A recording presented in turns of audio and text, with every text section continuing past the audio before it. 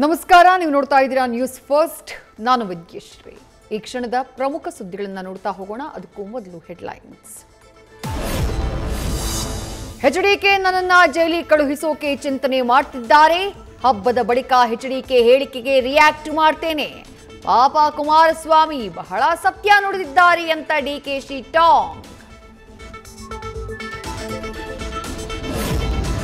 ಹಿಂದೂಗಳು ತಮ್ಮ ಆತ್ಮರಕ್ಷಣೆಗಾಗಿ ಶಸ್ತ್ರ ಆಯುಧವನ್ನ ಇಟ್ಕೊಳ್ಳಿ.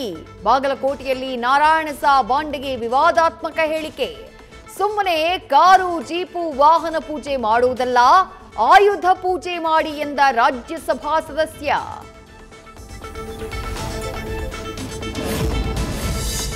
ಇಂಧನ ಇಲಾಖೆಯ ಬೆಸ್ಕಾಂನಲ್ಲಿ ಮತ್ತೊಂದು ಕರ್ಮಕಾಂಡ.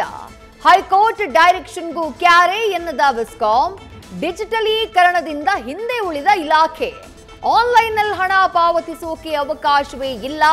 ನಿತ್ಯ ಗ್ರಾಹಕರಿಗೆ ಸಮಸ್ಯೆ.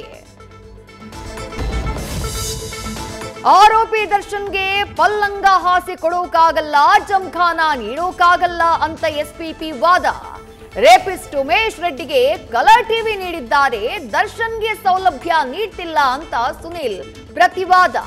ಅಕ್ಟೋಬರ್ 9ಕ್ಕೆ ದರ್ಶನ್ ಸೌಲಭ್ಯದ ಭವಿಷ್ಯ ನಿರ್ಧಾರ.